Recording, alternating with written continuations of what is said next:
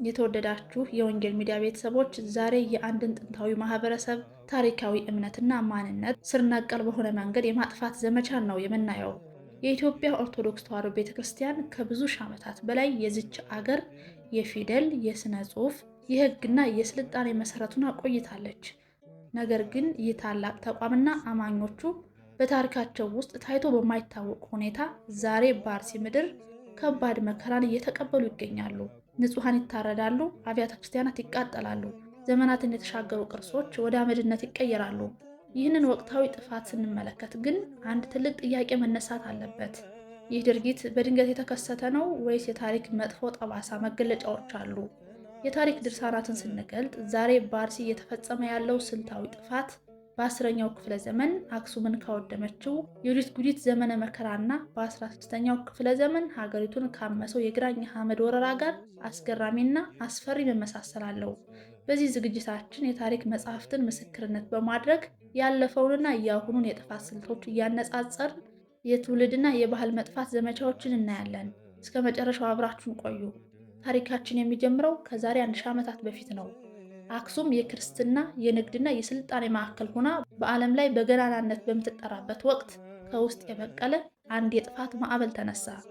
ንግስት ዩዲት ጉዲት ወይም እሳቶ እየተባለች የምትጠራው ሴት። የታሪክ ምሁራን እንደሚሉት የዩዲት መነሳት ዓላማው የፖለቲካ ስልጣን መያዝ ብቻ አልነበረም። ዋናው ዓላማዋ የክርስትናን ስልጣኔ ከስሩ ነቅሎ መጣል ነበር። ዩዲት አክሱም ላይ ስትዘምት መጀመሪያ ያደረገችው ነገር በጥንካሬውና በውበቱ የሚታወቀውን የአክሱምን ጽዮን ካቴድራል ማቃጠል ነበር። ለመሆኑ የዩዲት ጥፋት ምን ያክል ሰፊ ነበር? ይህንን ለማረጋገጥ የሀገር ውስጥ ብቻ ሳይሆን የውጭ ሀገር የታሪክ መጽሐፍትን መመልከት እንችላለን። በወቅቱ የነበረው ታዋቂው አርመናዊ የታሪክ ጸሐፊ በድርሳናቱ ላይ እንደጻፈው ይህች ንግስት የኢትዮጵያን አብያተ ክርስቲያናት በሙሉ አቃጥላለች። የቤተ ክርስቲያንን መጽሐፍትና የብራና ጥቅሎችን አውድማለች። ክርስቲያኖችንም በጅምላ ጨፍጭፋለች። ዩዲት ጉዲት የተጠቀመችበት ስልት ምን ነበር? አንደኛ፣ የማህበረሰቡን የአእምሮና የመንፈስ ቅዱስ ማዕከል የሆነውን ገዳማትና መጻሕፍትን ማጥፋት። ሁለተኛ፣ መሪዎችና ካህናትን መግደል። ሶስተኛ፣ በቅዱሳን ቦታዎች ላይ የባዕድ ስርዓትን መጫን። ይህ የዩዲት ጉዲት የጥፋት ስልት ዛሬ በአርሲ ምድር ላይ ከምናየው መዋቅራዊ ጥፋት ጋር ቀጥተኛ ትስስር አለው። የቤተ ክርስቲያን መጻሕፍት ሲቃጠሉ፣ ጥንታውያን ታሪኮች ሲጠፉ ትውልዱ የሚደገፍበት ታሪካዊ ምሰሶ እንዲያጣ ያደርገዋል። ከዩዲት ጉዲት ጥፋት ከ600 ዓመታት በኋላ በ16ኛው ክፍለ ዘመን በኢትዮጵያ ክርስትና ላይ ሌላ ታላቅ ፈተና መጣ። ይህም ግራኝ አህመድ በመባል የሚታወቀው መሪ። የግራኝ አህመድ ጥፋት ልዩ የሚያደርገው ጥፋቱ በራሱ በግራኝ አህመድ የግል ጸሐፊ በነበረው ሻህ አላዲን አማካኝነት በዕለት ተዕለት ማስታወሻነት መመዝገቡ ነው። ይህ መጽሐፍ ፍትሕ አለ ሀበሻ ወይም የሀበሻ ድል አድራጊነት ይባላል። በዚህ መጽሐፍ ውስጥ የክርስትና እምነት እሴቶች እንዴት እንደጠፉ በዝርዝር ተቀምጠዋል። ለአብነት ያህል በወቅቱ የነበሩትና በወርቅ በብርና በዕንቁ የተሸለሙትን እንደ መካነ ሥላሴ፣ ይማረነ ክርስቶስና እንዴት በእሳቱ እንደተለኮሱ መጽሐፉ ሳይሸሽግ ይተርካል። ታዋቂው የኢትዮጵያ ታሪክ ጸሐፊ ተክለ ጻዲቅ መኩሪያ የግራኝ አህመድ ወረራ በተሰኘው ታላቁ መጽሐፋቸው ላይ እንደገለጹት ይህ ወረራ ሃይማኖታዊ መልክ ይኖረው እንጂ ዋና ዓላማው የኢትዮጵያን ማህበራዊ መዋቅር፣ ባህልና የዘመናትን ታሪክ ማጥፋት ነበር። ክርስቲያኖች እምነታቸውን እንዲክዱ ካልሆነም ንብረታቸው ተዘርፎ ሕይወታቸውን እንዲያጡ ይደረግ ነበር። ታሪክ ጸሐፊው ተክለ ጻዲቅ መኩሪያ እንደሚያሳዩት የዛሬው የአርሲና የባሌ አካባቢዎች በጥንቱ ዘመን በርካታ ታዋቂ አብያተ ክርስቲያናትና የክርስትና ማህበረሰቦች የነበሩባቸው ቦታዎች ነበሩ። ነገር ግን በ16ኛው ክፍለ ዘመን በደረሰው በዚሁ የግራኝ አህመድ ስልታዊ የወረራ ጥፋት ምክንያት የአካባቢው ስነ ህዝብና የሃይማኖት ገጽታ ሙሉ በሙሉ እንዲቀየር ተደረገ። ዛሬ በአርሲ ላይ የምናየው ክስተት ያንኑ ታሪካዊ ሂደት የመጨረሻ ግብ ለማድረስ የሚደረግ እንቅስቃሴ ይመስላል። አሁን ወደ 21ኛው ክፍለ ዘመን እንመለስ። ዛሬ በአርሲ እየተፈጸመ ያለው ከባድ የክርስትና እምነት ጥፋት ከዩዲት ጉዲትና ከግራኝ አህመድ ጥፋቶች ጋር በሶስት ዋና ዋና ነጥቦች ይገናኛል። አንደኛ፣ ስልታዊና የተዋቀረ መሆኑ ነው። ልክ እንደ ዩዲትና ግራኝ የአርሲውም ጥፋት በድንገት የተነሳ ግጭት አይደለም። የሚቃጠሉት ቤተክርስቲያን ተመርጠው የሚታረዱት ንጹሐን እምነታቸው ተለይቶ ነው። ይህ የሚያሳየው ጥፋቱ በውስጥ የታቀደና ግብ ያለው መሆኑን ነው።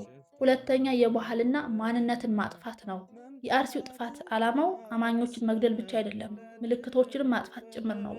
ታሪካዊ ንዋያተ ቅዱሳንን ማውደም፣ አብያተ ክርስቲያናትን ማቃጠል በአካባቢው ላይ የነበረውን የክርስትና ታሪክ ፈጽሞ ለማጥፋት የሚደረግ ስልት ነው። ሶስተኛ፣ የመንግስትና የህግ መዋቅር ዝምታ። የዩዲት ጉዲትና የግራኝ አህመድ ጥፋቶች የተፈጸሙት ማዕከላዊ መንግስት በደከመበትና ዓለም አቀፍ የሰብአዊ መብት ህግ በሌለበት በመካከለኛው ክፍለ ዘመን ነበር።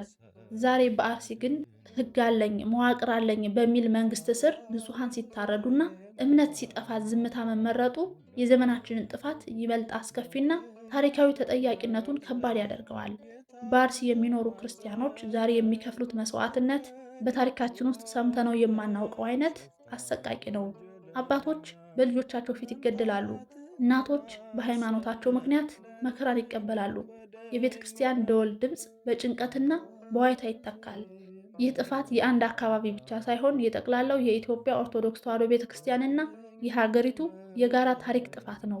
ክቡራትና ክቡራን ተመልካቾቻችን፣ የታሪክ ድርሳናት የጥፋቱን ስፋት ብቻ አይደለም የሚያስተምረን፣ ታሪክ ሌላም ታላቅና የማይናወጥ እውነታን ይነግረናል።